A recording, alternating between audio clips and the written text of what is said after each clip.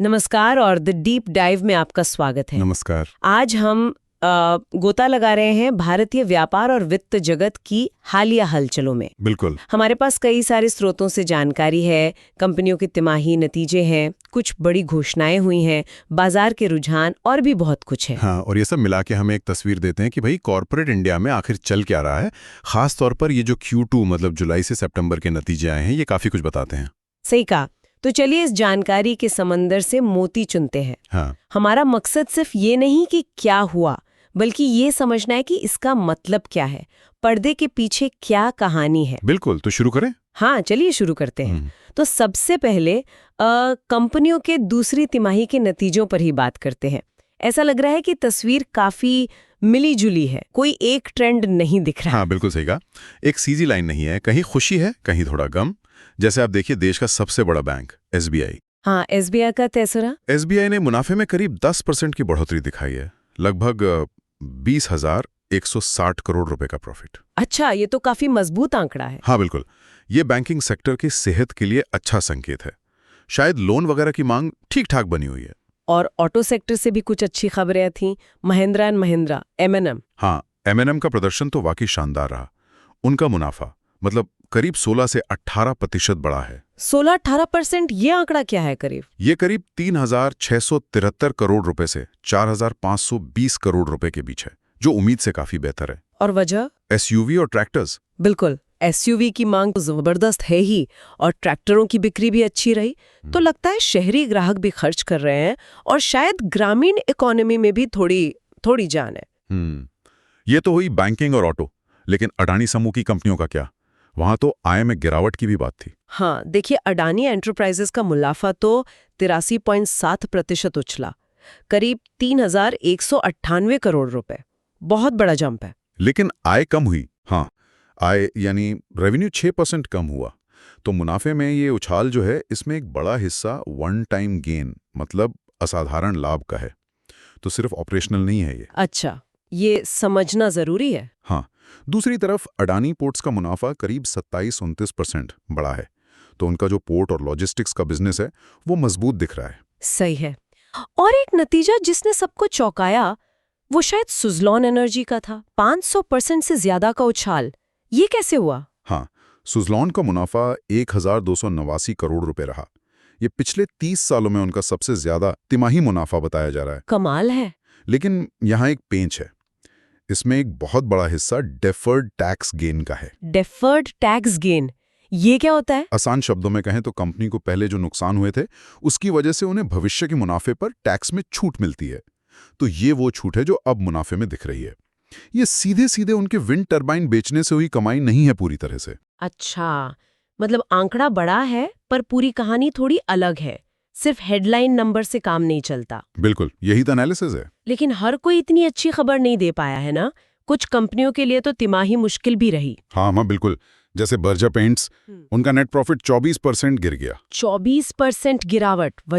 वजह बताई गई कि मानसून लंबा खिंच गया और मांग कमजोर रही, तो पेंट वगैरह की बिक्री पर असर पड़ा। मतलब लोग अभी भी इस तरह के खर्चों पर थोड़ा हाथ खींच रहे हैं शायद। लगता फिर यही है।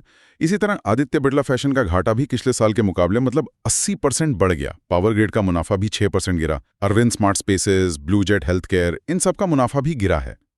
NSE का भी प्रॉफिट कम हुआ है, हालांकि उन्होंने कुछ रेगुलेटरी मामलों के लिए प्रोविजनिंग भी की है। तो एक तरफ फेस्टिव सीजन की उम्मीदें थीं, जो बजाज फाइनेंस जैसे लोन कंपनियों के आंकड़ों में दिखती भी हैं। उन्होंने लोन बांटने में 29% की बढ़त दिखाई है। हाँ, वो कंज्यूमर डिमांड का अच्छा संकेत है। और दूसरी तरफ बर्जर पेंट्स जैसे कंज्यूमर सेक्टर में सुस्ती, ये तो वाकई एक मिलीजुली तस्वीर है। निश्चित रूप से। और ये दिखाता है कि अर्थव्यवस्था के अलग अलग हिस्से मतलब अलग अलग सेक्टर अलग अलग रफ्तार से चल रहे हैं। Q2 में ओवरऑल देखें तो कॉर्पोरेट आय में करीब 14% की वृद्धि दिखी। अच्छा, 14% ओवरऑल। हाँ, और इसमें एक दिलचस्प बात यह है कि मिड कैप कंपनियों ने लार्ज कैप से बेहतर प्रदर्शन किया। ओके, तो ये तो हुए तिमाही नतीजे। अब नतीजों के अलावा कॉर्पोरेट जगत में और भी बहुत कुछ हुआ है, काफी हलचल रही है। हाँ बिल्कुल, ऐसा लग रहा है कि कंपनियां चुप नहीं बैठी हैं। कई बड़ी खरीद बिक्री हुई हैं, निवेश हुए हैं, विस्तार की योजनाएं बनी हैं। जैसे कि कोई बड़ी डील? हाँ, एक बड़ी खबर है कि Indian metals and ferro alloys यानी IMFA वो टाटा स्टील का फेरोक्रोम प्लांट खरीद रही है। अच्छा, कितने में? करीब 610 करोड़ रुपए में। इस डील के बाद आईएमएफए भारत की सबसे बड़ी फेरोक्रोम उत्पादक बन जाएगी। फेरोक्रोम स्टील बनाने में काम आता है। तो ये स्टील सेक्टर से जुड़े एक अहम मटेरियल में कंसोलिडेशन मतलब एकीकरण हो रहा है। बिल्कुल। और एक और खबर थी, स्लीपवेल गद्दे बनाने वाली शीला फोम ने फर्नीचर रेंटल कंपनी फर्लेंको में निवेश किया है। ये थोड़ा अजीब कॉम्बिनेशन नहीं? हाँ, ये दिलचस्प है। उन्होंने फर्लेंको में 30 करोड़ लगाए हैं।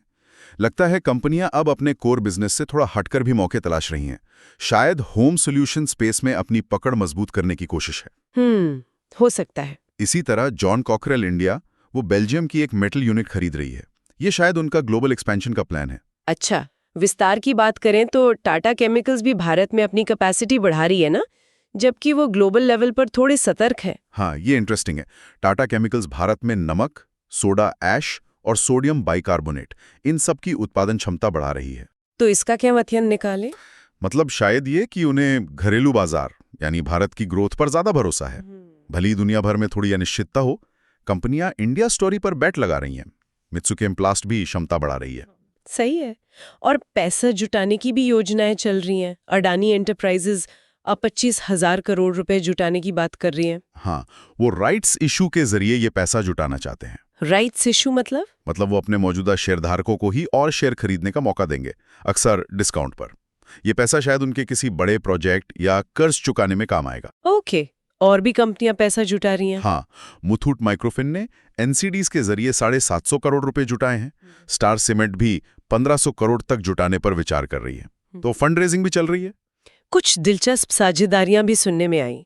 कोटक बैंक और जोमैटो मिलकर फाइन डाइनिंग का अनुभव दे रहे हैं। ये क्या है? हाँ, ये अनोखा है। मतलब कोटक के जो प्रीमियम क्रेडिट कार्ड होल्डर हैं, उन्हें जोमैटो के जरिए अच्छे रेस्टोरेंट्स में शायद प्रायोरिटी बुकिंग या कुछ फायदे मिलेंगे। ये दिखाता है कि कैसे अलग अलग सेक्टर की कंपनियां मिलकर कस्टमर को कुछ नया देने की कोशिश कर रही हैं। Cross sector partnership. बिल्कुल।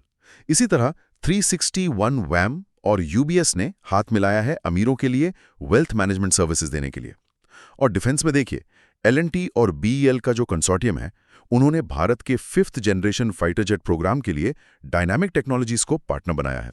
अच्छा, ये मेक इन इंडिया के लिहाज से अहम है। हाँ, बहुत अहम। कंपनियों के अंदर भी कुछ फेरबदल हो रहे हैं। कुछ अपने बिजनेस को अलग कर रही हैं, कुछ विलय कर रही हैं। हाँ, ये भी चल रहा है।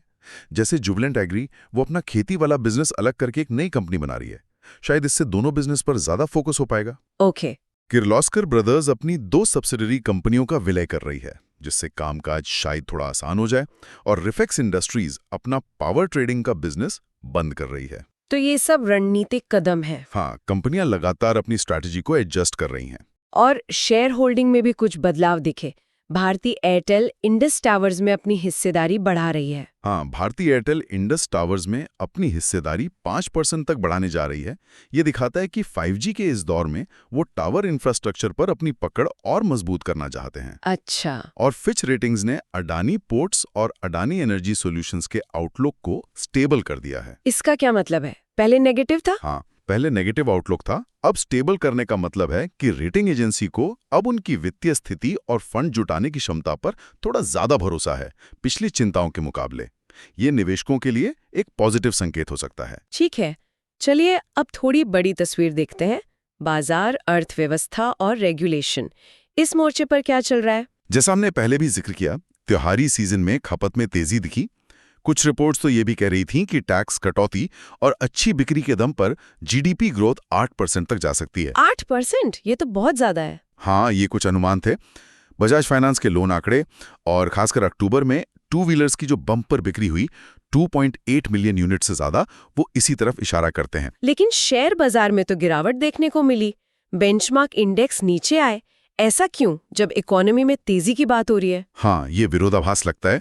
लेकिन बाजार में गिरावट की एक बड़ी वजह फॉरेन इंस्टीट्यूशनल इन्वेस्टर्स मतलब FIIs की बिकवाली बताई जा रही है। FIIs क्यों बेच रहे हैं? देखिए, FIIs यानी विदेश के बड़े निवेशक जब वो भारतीय बाजार से पैसा निकालते हैं, शेयर बेचते हैं, तो बाजार पर दबाव बनता है। उन्होंने हाल में कंज्यूमर शेयरों में अपनी होल्डिंग भी घटाई है। इसके पीछे ग्लोबल कारण हो सकते हैं, जैसे अमेरिका में ब्याज दरें बढ़ना या दुनिया भर में मंदी की आशंका। तो पैसा शायद सुरक्षित जगहों पर जा रहा है। तो ग्लोबल फैक्टर्स का असर है। बिल्कुल। और कुछ खास सेक्टर में भी अपनी चुनौतियां हैं। स्टील सेक्टर की बात करें, हाँ, क्या है वहाँ? स्टील बनाने के लिए कोकिंग कोल चाहिए होता है, जो बहुत जरूरी कच्चा माल है। और भारत अपनी जरूरत का लगभग 90% इंपोर्ट करता है, मतलब बाहर से मंगवाता है। 90%? हाँ, तो जेएसडब्ल्यू स्टील के सीईओ ने चिंता जताई है कि कोकिंग कोल की कमी और आयात पर जो कुछ अंकुश हैं, वो इंडस्ट्री के लिए एक प्रॉब्लम है। सरकार स्टील उत्पादन बढ़ाना चाहती है, पर यह कच्चे माल की दिक्कत एक बाधा बन सकती है। सही है।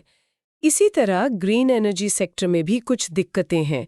हमारा लक्ष्य तो बहुत बड़ा है, 2030 तक 500 गीगावाट क्लीन एनर्जी का।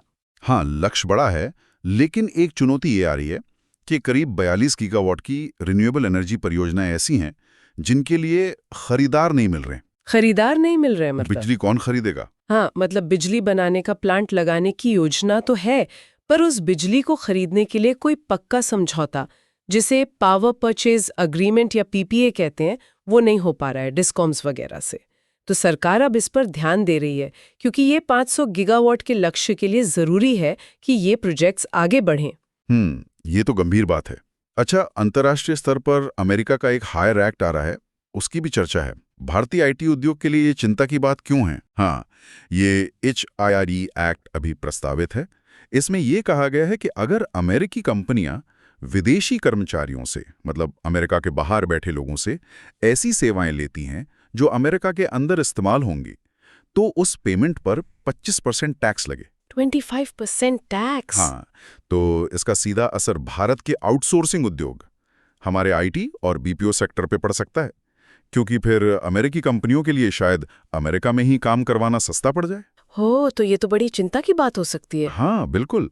अब ये कानून बना नहीं है, पर इस पर नजर रखनी होगी। सही है। अच्छा, देश के अंदर कानूनी और रेगुलेटरी मोर्चे पर भी काफी एक्शन दिख रहा है। वोडाफोन आइडिया को AGR मामले में सुप्रीम कोर्ट से कुछ राहत मिली है। हाँ, AGR यानी एडजस्टेड ग्रॉस रेवेन्यू, ये वो कमाई है जिसका एक हिस्सा टेलीकॉम कंपनियों को लाइसेंस फीस के तौर पर सरकार को देना होता है। इस पे लंबा विवाद चला है। हाँ, काफी सुना है इसके बारे में। तो सुप्रीम कोर्ट ने वोडाफोन आइडिया की देनदारी को एक खास साल तक सीमित कर दिया है और उसकी दोबारा गणना की अनुमति दी है। तो एक कंपनी के लिए थोड़ी राहत की बात है, क्योंकि वो पहले से काफी वित्तीय मुश्किलों में है।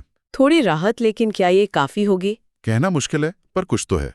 दूसरी तरफ ED यानी प्रवर्तन निदेशालय ने रिलायंस समूह की कुछ कंपनियों आरकॉम, आर इंफ्रा की संपत्तियां अटैच की हैं।